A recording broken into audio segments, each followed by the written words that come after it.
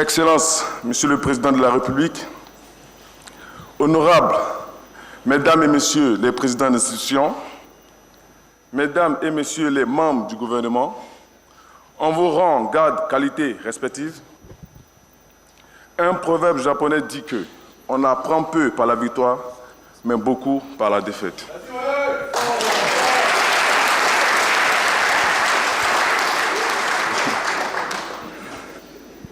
Et nous avons énormément appris au soir du 29 janvier où nous perdions contre la Guinée équatoriale. La chose la plus forte, la plus difficile que nous ayons apprise, c'est que nous étions seuls face à notre destin. Nous étions pris entre le choc de la défaite et celui de la colère de nos supporters.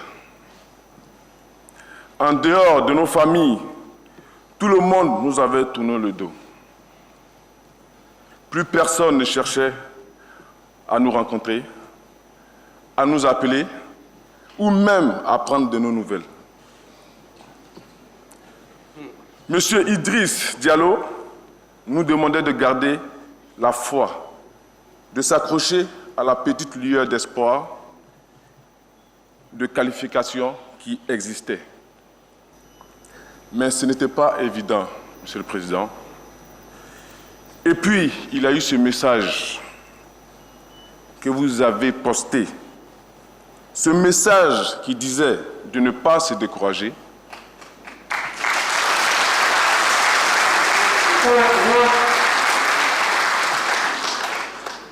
Et que vous aviez la certitude que la Côte d'Ivoire aura la CAN une troisième fois très bientôt.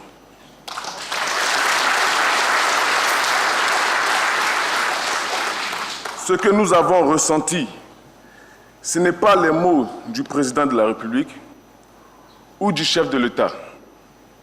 C'était les mots d'un père aimant qui donne de la confiance parce qu'il fait confiance.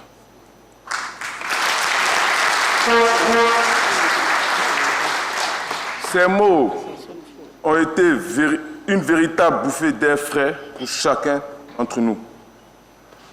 Dans notre langage, on dit que vous avez créé quelque chose.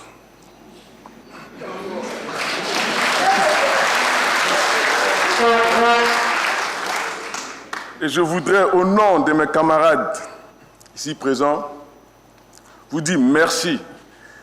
Merci pour ce que vous avez dit et pour le moment que vous avez choisi pour le dire.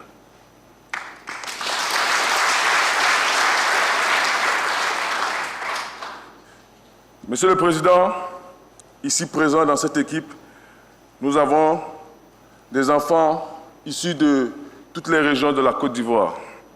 Et nous avons montré à la Côte d'Ivoire qu'une Côte d'Ivoire unie est capable de beaucoup de choses.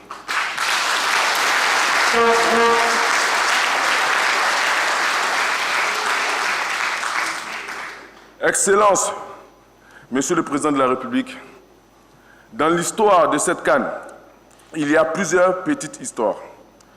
Vous connaissez celle de Haller, d'Adingra, de Kessié, de Aurier, du coach Faye, peut-être moins les histoires d'Evan Ndika, de Seko, de Nicolas, de Oumar, de Seri.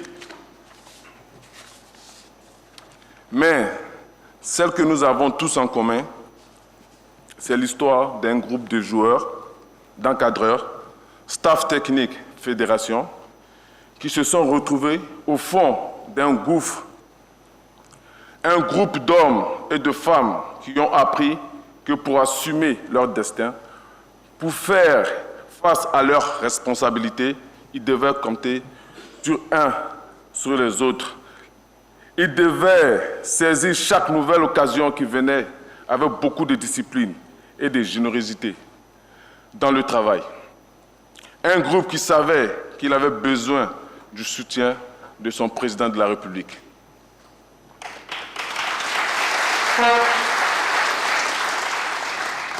Monsieur le Président, vous avez créé quelque chose de fort en nous. Notre responsabilité est de faire en sorte que cet esprit, ces valeurs soient préservées, transmises de génération en génération.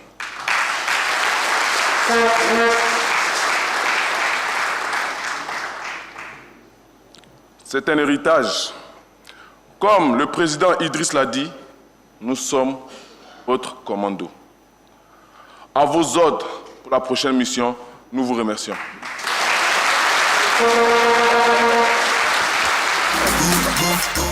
Alors, Monsieur Habib Sanogo, comment ne pas marquer un ton d'arrêt sur ces mots forts prononcés par Max Gradel, qui dit, et je cite, « Nous étions seuls face à notre destin, abandonnés de tous, seules nos familles prenaient de nos nouvelles. Quand nous